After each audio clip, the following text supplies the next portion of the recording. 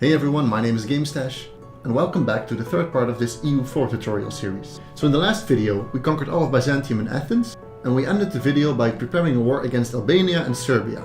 And in today's video, I'll start by reconsidering that choice. Let's hop right in. So if you're just starting to play EU4, the most important thing you must keep your eye out for is aggressive expansion. As I mentioned before, if this value gets too high, other nations will basically team up on you and beat your ass. The easiest way to see your aggressive expansion is by adding the extra map mode to your list of maps. You do this by going over here, and if you're just starting out, this lower bar should be empty. You can then click over here and click Add Map Mode.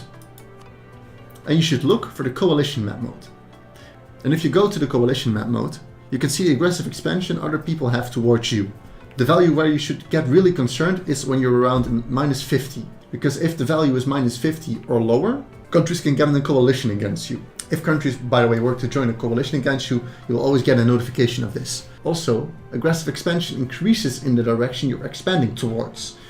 So in the last video, we took Byzantium and Athens, which was over here, and you can see that the nations close to that point are more upset than other nations that are over here. So normally you would have to wait for this value to drop in order not to get a coalition. But since we see that this value is very low, it's only -12, and this is -12, and this is -8, it could be a good idea to expand towards this area. Of course, now we would need a claim. Let's see if we have a claim. Well, we don't, because nothing is dashed. We do have claims on Serbia, but we don't want to expand there yet, because the aggressive expansion is too high. But if we go over to our missions, we can see that if we complete this mission, we get a permanent claim on a lot of areas that are east of us. So let's try to finish this mission. We can finish the mission by having 85% of our total force limit. Let's see how much we build up to our force limit right now. We have 32 of the 43 we can maximally have, and our income is 3.6. So let's just add some extra infantry to the armies until we have fulfilled this mission. Let's add 2 over here and build 2 over here. We also need to be careful that while we wait for these armies to build, that we have enough manpower when we start the war. Because basically if you start a siege, your manpower will drop. I don't really have a rule of thumb of how much manpower you should have. It basically depends on how difficult your war is going to be. But if you have more than half your maximum manpower, you should be fine. So in our case, if we have 15,000, we should be fine.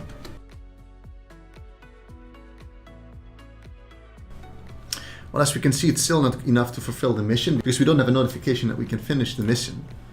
So let's just wait a while. And also let's start drilling this army. Drilling the army basically increases their strength. And you can only drill an army if it has a general. Okay, so let's just build 2 extra more infantry in hope that we then fulfill the mission. And it looks like we fulfilled the mission. Okay, so let's just finish this mission. We gotta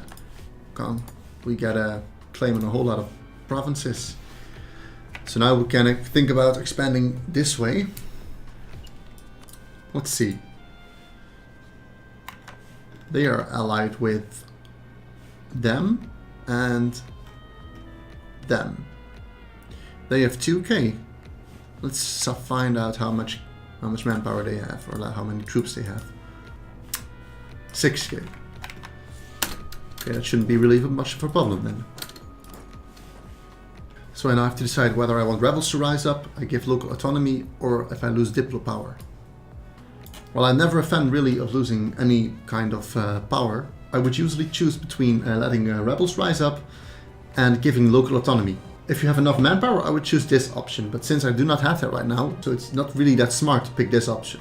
So I'll just let the local autonomy increase, giving me a bit less money, but it doesn't really matter that much. It also depends, of course, on the province. So if it's a province that just gives you 0.2 ducats per month, then it really doesn't matter that much. And since we've got some extra money, we can hire some extra advisors. We have plus 2.15 per month, and the smartest idea is to pick someone that you just can afford. I think the best advisors are probably the ones that either give you money or a real good bonus. So in this case, that will be the national tax modifier. Also in the admin pool, you have an advisor that increases your missionary strength. But since we do not have that much missionary power now, it will increase later on. And since we do not see a missionary advisor in the pool, we'll just go with the national tax modifier. So in this case, I can improve the loyalty. And as I told in the previous video, you do not want this loyalty to go below 40. So if I were to pick this option, it would go to 32. This increases it to 52. So this is the best option. We still have plus 2.18. So we can also hire an advisor for military. The best advisors here, I think, are the ones that increase the morale of the armies and the discipline. Or also, if you don't have that much money, you can pick someone that reduces the army maintenance cost. Okay, so all our cores are now done, and we can now create states.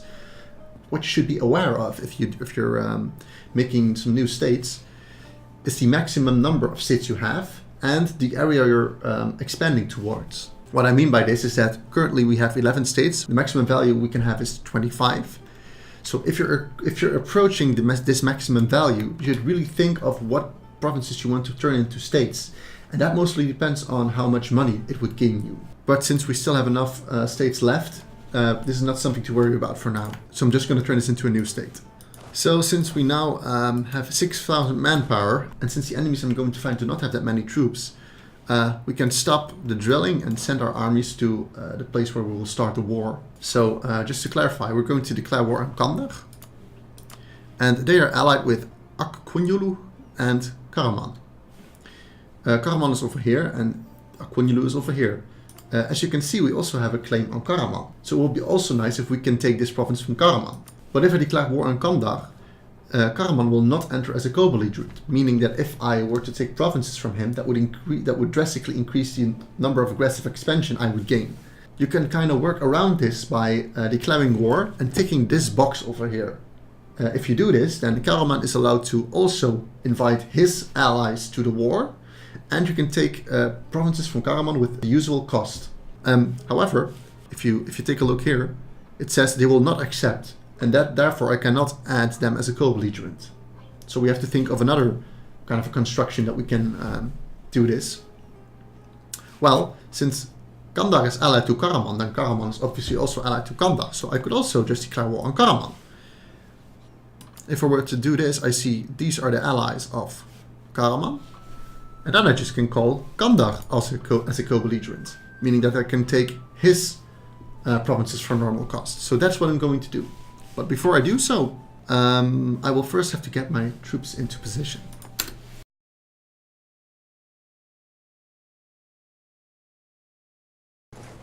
Also, let's this time be smart and put our navy into position so it doesn't die instantly. Before we start the war, we should check whether the morale is at maximum, and we see it is. Okay, so now we want to declare war on Karaman and add Kandar as a co-beligerant. We could also add Akkunyulu as a co-beligerant, but they will then also call Anisa into the war. Let's see where Anisa is. I believe it's somewhere up here. Anisa, oh here. I mean, we could do that technically. I believe there are a lot of Coptic provinces there, yeah. So basically we could also add this nation as a co-beligerant. But since it has some Coptic provinces here, I don't think that's going to be such a good idea. You know what, fuck it, let's just do it. Let's just add him. So what you can notice is that on the first day of the war, you're only at war with the person you declared the war on. So you can now, on the first day, already send your troops into his land. And then after exactly one day, the other allies will join. So now I'm at war with them. And we can also see that Anisa didn't join the war apparently. And I'm quickly going to split up because I can see by this icon that he is already building mercenaries. So if you quickly siege down this province, we can prevent him from spawning more mercenaries and being a bigger pain in the ass. Also, the reason why I did choose to declare war also on this nation is because I just saw that Ramazan is now a subject of the Mamluks, and the Mamluks are basically your biggest threat or your biggest annoyance in this game. So keeping them small is a big objective for you. And by declaring war on him, we can take this land and make sure that the Mamluks don't take it. So there's the Akkunyulu's army.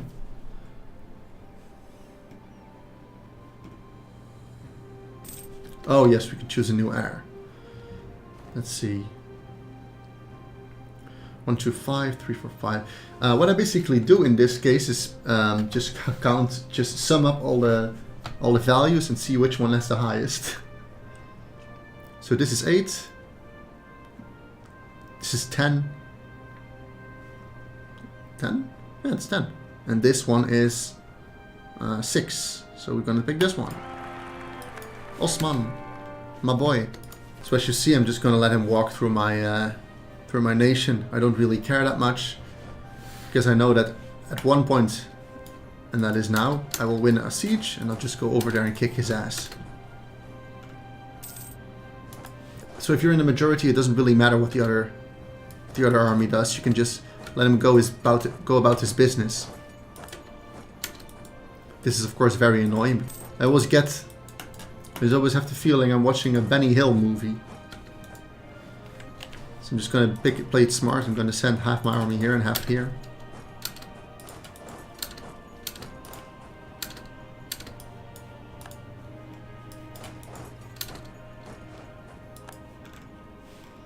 So, and I'm done with this and with this, and only have to siege. Oh, Anisa did join. I'm going to send this army over here and siege the highlands.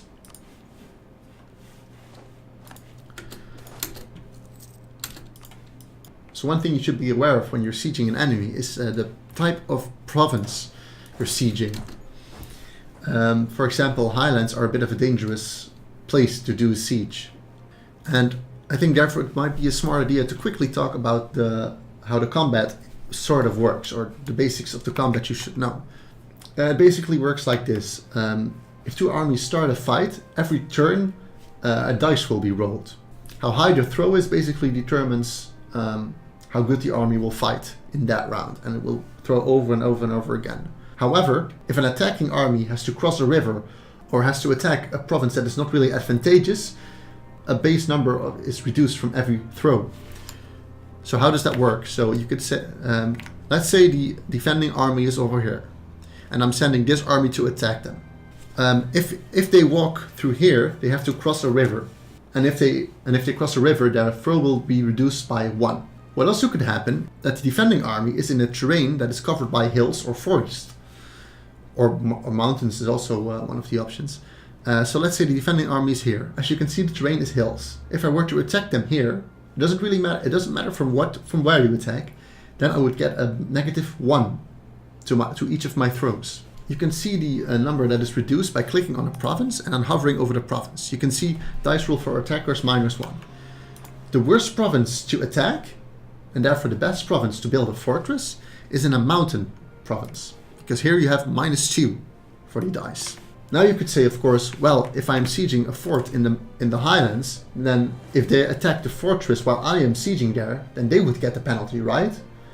Well, that's the problem with fortresses. If I am sieging their fort and the defender then attacks me while I'm already here, it will still count as if I am attacking them. So keep that in mind, especially when sieging mountain forts, because if you're defending in a mountain and you get attacked, you could sometimes win if you only have half the size of the army that they have. Now I know that they only have an army size of 9k, so it doesn't really matter if they attack me in the mountains, because I will still win. Okay, I just got the notification that Kwara Konjulu, which is this nation, has also declared war on this nation. If this happens, you'll really have to act quickly, and you will have to know that a nation can only take provinces that are adjacent to one of their current provinces. So ideally, I would take these provinces as quickly as possible, but since I'm still sieging this, I cannot walk there. Oh, actually I can. Okay, let's just do that then. Ah, fuck, we're too late. Let's see, they arrive on the 25th of October, and I will arrive also on the 25th. That's interesting. Okay, now it depends on who is doing the sieging. And I am the attacker, so that means if I win this siege, which I will of course, I will get the province, and that's what we want, because now they have already taken this province. That means I cannot take it in a peace deal. So what I will now do is quickly split this army and quickly send more troops over here so I can be quick and take this province. There we go. Oh fuck, he's doing the same thing to me, that bastard. Okay, the siege is won. We'll now quickly take down those armies. And what I expected would happen is actually happening, and that is that the Mamluks are taking these provinces.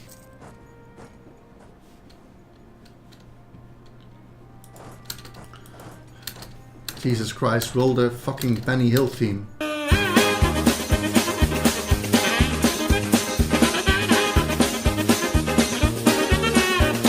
Okay, it's time to make some peace because I basically sieged everyone.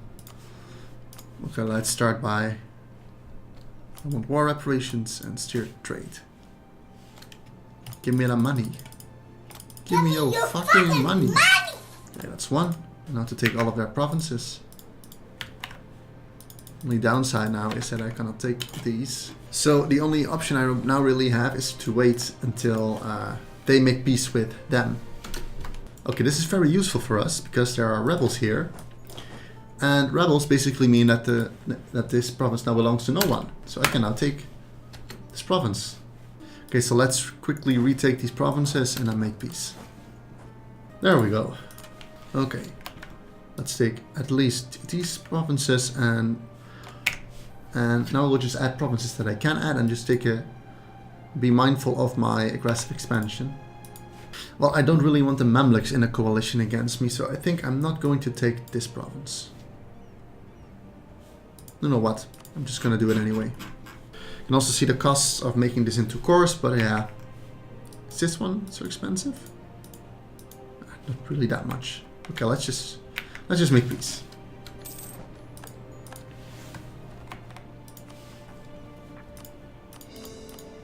Make the cores. Oh, I'm missing a rival.